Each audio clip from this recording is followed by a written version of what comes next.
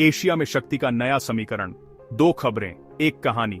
आज तारीख है 23 फरवरी 2026 और एशिया की रणनीतिक बिसात पर दो बड़ी खबरें एक साथ हलचल मचा रही हैं। ये खबरें अलग अलग लगती हैं, लेकिन जब इन्हें एक साथ रखकर देखा जाता है तो भविष्य के युद्ध की एक बिल्कुल नई तस्वीर उभरकर सामने आती है।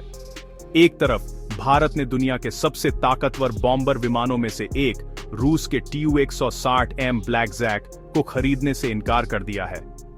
यह सिर्फ एक रक्षा सौदे का रद्द होना नहीं है, बल्कि यह भारत की बदलती सोच और भविष्य की जंग की तैयारी का एक बड़ा संकेत है। यह फैसला बताता है कि भारत अब पुराने तौर तरीकों से आगे निकलकर नई तकनीक पर अपना दांव लगा रहा है, एक ऐसी तकनीक जो दुश्मन के घर में घुसकर हमला करने की पारंपरिक परिभाषा को ही बदल रही है। दूसरी तरफ चीन से खबरें आ रही हैं कि वह अपनी मिसाइल उत्पादन क्षमता को अभूतपूर्व तेजी से बढ़ा रहा है। सैटेलाइट तस्वीरों और खुफिया रिपोर्टों से यह पता चल रहा है कि चीन न सिर्फ अपनी पुरानी मिसाइल साइट्स को अपग्रेड कर रहा है, बल्कि सैकड़ों नई मिसाइल साइलो भी बना रहा है। यह सिर्फ एक रक्षात्मक तैयारी नहीं है, बल्कि एक आक्रामक मुद्रा है जो पूरे इंडो पैसिफिक क्षेत्र के लिए गंभीर चिंता का विषय है। चीन की यह तैयारी ताइवान के लिए तो सीधा खतरा है ही, साथ ही भारत के पूर्वोत्तर सीमावर्ती इलाकों, खासकर अरुणाचल प्रदेश और लद्दाख में भी शक्ति संतुलन को बिगाड़ने की क्षमता रखती है। ये दोनों खबरें मिलकर एशिया में हथियारों की एक नई होड़ और रणनीति के एक नए अध्याय की शुरुआत का ऐलान कर रही है। इन दोनों घटनाओं को अलग अलग देखना एक बड़ी भूल होगी। भारत का बॉम्बर न लेने का फैसला और चीन का मिसाइलों का जखीरा बढ़ाना एक ही सिक्के के दो पहलू हैं। ये इस बात का सबूत है कि आज की दुनिया में जंग जीतने के लिए बड़े और महंगे विमानों से ज्यादा महत्वपूर्ण हो गई है सटीक, तेज और स्मार्ट तकनीक। भारत यह समझ रहा है कि चीन जैसे पड़ोसी के खिलाफ, जिसके पास दुनिया का एक सबसे मजबूत एयर डिफेंस सिस्टम है, महंगे बॉम्बर विमान भेजना एक आत्मघाती कदम साबित हो सकता है। इसीलिए भारत अपनी ऊर्जा और संसाधन उन तकनीकों पर लगा रहा है जो दुश्मन की नजरों से बचकर उसके सुरक्षा घेरे को भेदकर सटीक निशाना लगा सकें।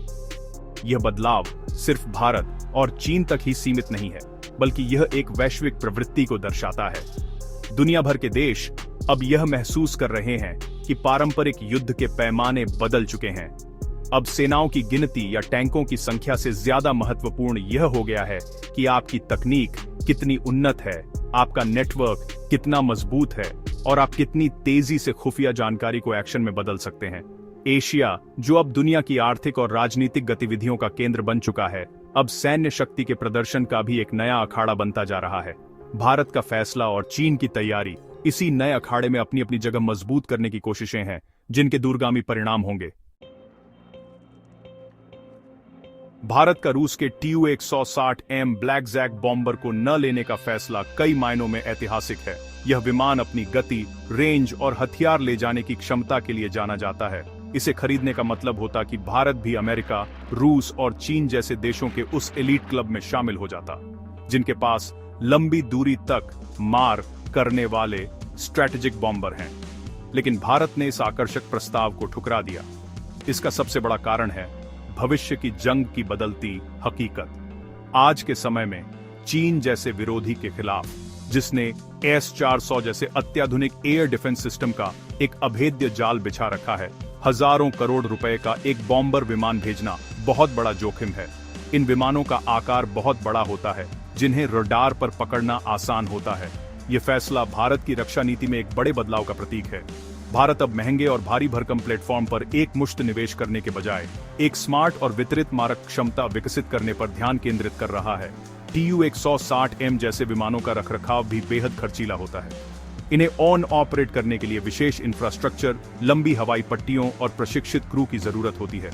भारत ने यह आकलन किया है कि इतने बड़े निवेश का जो नतीजा मिलेगा, उससे कहीं बेहतर परिणाम कम लागत में दूसरी तकनीकों से हासिल किए जा सकते हैं। ये एक व्यावहारिक और दूरदर्शी सोच है जो दिखाती है कि भारतीय रक्षा प्रतिष्ठान अब भावनाओं में बहकर नहीं, बल्कि ठंडे दिमाग से विशुद्ध रणनीतिक गणना के आधार पर फैसले ले रहा है। बड़े बॉम्बर्स का जमाना धीरे धीरे खत्म हो रहा है। दूसरे विश्व युद्ध से लेकर शीत युद्ध तक ये बॉम्बर शक्ति प्रदर्शन का सबसे बड़ा प्रतीक हुआ करते थे। एक देश के पास कितने B-52 या Tu-95 बॉम्बर हैं, इससे उसकी सैन्य ताकत का अंदाजा लगाया जाता था। लेकिन एयर डिफेंस मिसाइलों और लड़ाकू विमानों की नई पीढ़ियों के आने के बाद इन बॉम्बर्स का दुश्मन के हवाई क्षेत्र में घुसना लगभग नामुमकिन हो गया है। इसीलिए अब दुनिया के देश भी अपने पुराने बॉम्बर्स को सीधे बम गिराने के बजाय स्टैंड OF प्लेटफॉर्म के रूप में इस्तेमाल कर रहे हैं। इसका मतलब है कि ये विमान अब दुश्मन की सीमा से सैकड़ों या हजारों किलोमीटर दूर रहकर ही लंबी दूरी की क्रूज मिसाइलें लॉन्च कर देते हैं। अमेरिका भी अपने प्रसिद्ध B-52 बॉम्बर्स को हाइपरसोनिक मिसाइलों से लैस कर रहा है। रूस अपने Tu-160M को नई स्टैंड ऑफ मिसाइलों के लिए अपग्रेड कर रहा है। यानी अब बॉम्बर खुद एक हथियार नहीं, बल्कि मिसाइलों को लॉन्च करने वाला एक ट्रक बनकर रह गया है। जब काम सिर्फ मिसाइल लॉन्च करने का ही है, तो भारत यह सोच रहा है कि यह काम तो 130 MKI या रफाल जैसे लड़ाकू विमान भी कर सकते हैं, या फिर जमीन और समुद्र से भी मिसाइलें लॉन्च की जा सकती हैं।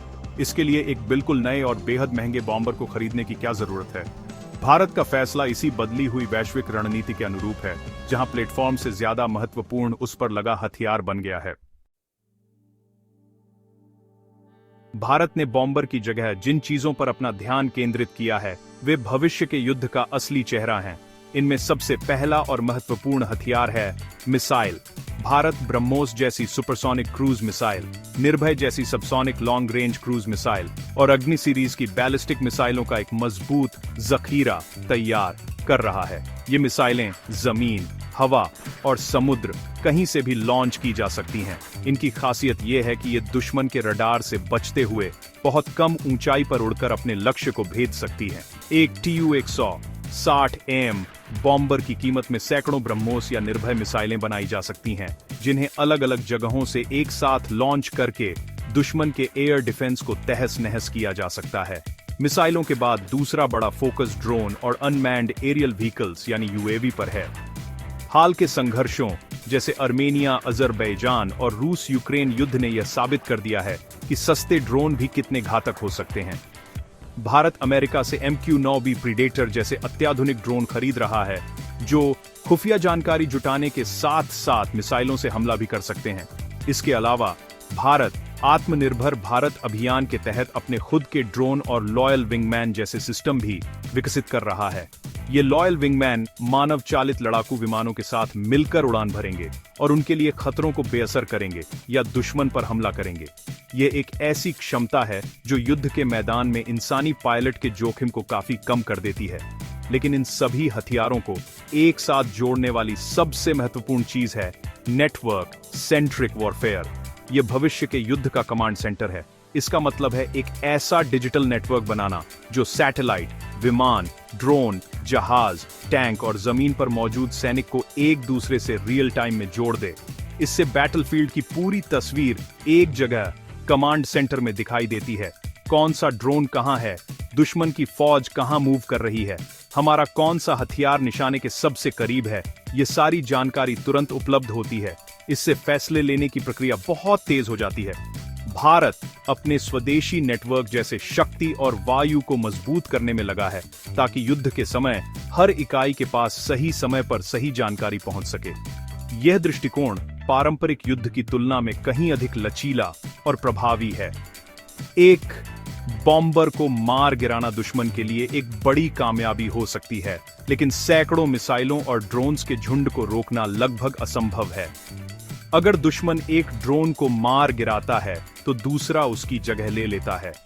अगर एक मिसाइल को इंटरसेप्ट कर लिया जाता है तो 10 और मिसाइलें अपने रास्ते पर होती हैं। भारत की यह नई रणनीति दुश्मन की ताकत को उसकी सबसे बड़ी कमजोरी में बदलने की क्षमता रखती है। यह महंगे हथियारों पर निर्भरता कम करके तकनीक और रणनीति की ताकत पर जोर देती है, जो आज के समय की सबसे बड़ी जरूरत है। जिस समय भारत बॉम्बर्स से हटकर स्मार्ट हथियारों पर ध्यान दे रहा है, ठीक उसी समय चीन ठीक इसका उल्टा लेकिन उतना ही खतरनाक काम कर रहा है। चीन अपनी मिसाइल क्षमता को एक फैक्ट्री की तरह बढ़ा रहा है। हालिया रिपोर्टों और सैटेलाइट तस्वीरों से पता चला है कि चीन अपने शिनजियांग, गांसू और इनर मंगोलिया के रेगिस्तानी इलाकों में 300 से ज्यादा नई इंटरकॉन्टिनेंटल बैलिस्टिक मिसाइल साइलो बना रहा है। यह शीत युद्ध के बाद किसी भी देश द्वारा किया गया सबसे बड़ा परमाणु विस्तार है। चीन अब तक अपनी न्यूनतम प्रतिरोधक क्षमता की नीति पर चलता था, लेकिन यह विशाल निर्माण उस नीति से एक बड़े बदलाव का संकेत है। यह तैयारी सिर्फ परमाणु मिसाइलों तक ही सीमित नहीं है। चीन पारंपरिक यानी नॉन न्यूक्लियर मिसाइलों का भी दुनिया का सबसे बड़ा जखीरा बना चुका है। इसमें DF-21D, जिसे कैरियर किलर कहा जाता है, और DF-26 यानी गुआम किलर जैसी एंटी शिप बैलिस्टिक मिसाइलें शामिल हैं, जिन्हें खास तौर पर अमेरिकी विमान वाहक पोतों को निशाना बनाने के लिए डिजाइन किया गया है। इसके अलावा चीन हजारों की संख्या में शॉर्ट और मीडियम रेंज की बैलिस्टिक और क्रूज मिसाइलों का उत्पादन कर रहा है। यह विशाल मिसाइल शस्त्रागार चीन को अपने पड़ोसियों पर एक जबरदस्त सैन्य बढ़त देता है और किसी भी बाहरी ताकत को इस क्षेत्र में हस्तक्षेप करने से रोकता है। सच कहें तो ये एक ऐसी क्षमता है जो युद्ध शुरू होने से पहले ही उसे जीतने की ताकत रखती है। चीन की इन तैयारियों का सीधा असर ताइवान और भारत पर पड़ता है। ताइवान के लिए ये एक अस्तित्व का खतरा है। चीन की मिसाइलों का पहला निशाना ताइवान के एयरबेस, बंदरगाह और कमांड सेंटर होंगे, ताकि किसी भी हमले की स्थिति में ताइवान की जवाबी कार्रवाई करने की क्षमता को पंगु बनाया जा सके। ये मिसाइलें इतनी बड़ी संख्या में हैं कि वे ताइवान के एयर डिफेंस सिस्टम को पूरी तरह से निष्क्रिय कर सकती हैं। अमेरिका अगर ताइवान की मदद के लिए आता भी है तो उसके जहाजों और अड्डों को भी इन्हीं लंबी दूरी की मिसाइलों से निशाना बनाया जा सकता है। ये चीन की एंटी एक्सेस एरिया डिनायल रणनीति का केंद्र बिंदु है। भारत के लिए, खासकर पूर्वोत्तर सीमा पर, यह एक गंभीर चिंता का विषय है। चीन ने तिब्बत के पठार पर बड़ी संख्या में मिसाइलें और रॉकेट लॉन्चर तैनात कर रखे हैं, जिनकी जद में भारत के कई बड़े शहर और सैन्य ठिकाने आते हैं। अरुणाचल प्रदेश या लद्दाख में किसी भी संघर्ष की स्थिति में चीन युद्ध की शुरुआत में ही भारत के फॉरवर्ड एयरबेस, रडार स्टेशनों और कम्युनिकेशन लाइनों को मिसाइल हमलों से निशाना बना सकता है। यह भारत की जवाबी कार्रवाई की क्षमता को कमजोर करने की एक कोशिश होगी। इसीलिए भारत का बॉम्बर न खरीदने का फैसला और भी महत्वपूर्ण हो जाता है, क्योंकि भारत को अपनी रक्षा के लिए एक ऐसे सिस्टम की जरूरत है जो चीन के पहले हमले को झेल सके और फिर मुंह तोड़ जवाब दे सके। भारत का Tu-160M बॉम्बर को मना करना और चीन का मिसाइलों का अंबार लगाना, ये दोनों घटनाएं एक ही निष्कर्ष पर पहुंचती हैं।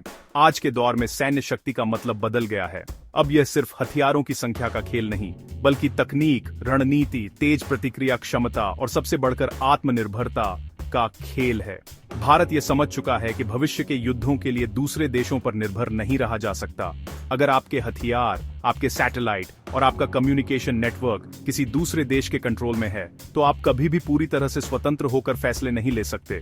इसीलिए आत्मनिर्भर भारत अभियान सिर्फ एक नारा नहीं, बल्कि भारत की राष्ट्रीय सुरक्षा की सबसे बड़ी जरूरत बन गया है।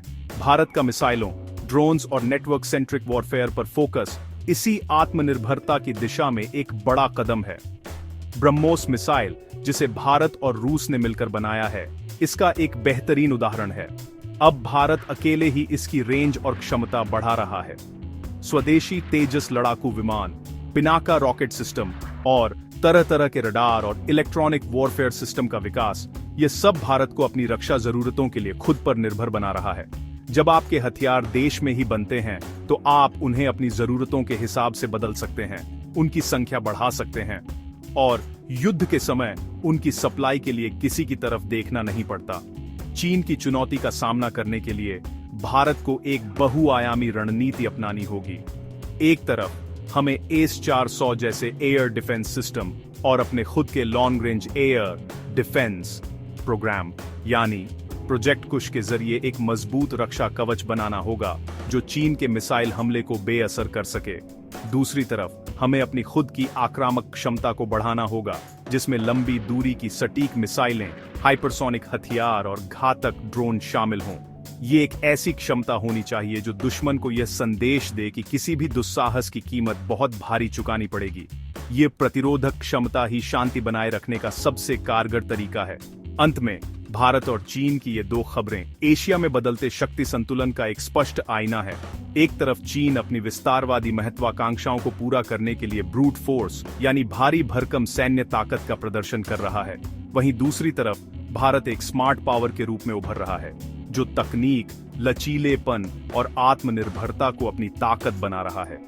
बॉम्बर को ना कहना कोई कमजोरी नहीं, बल्कि एक सोची समझी और परिपक्व रणनीति का संकेत है। ये बताता है कि भारत अब 21वीं सदी के युद्धों के लिए तैयार हो रहा है, जहां दिमाग, तकनीक और नेटवर्क की ताकत ही असली जीत दिलाएगी, न कि सिर्फ लोहे और बारूद का ढेर।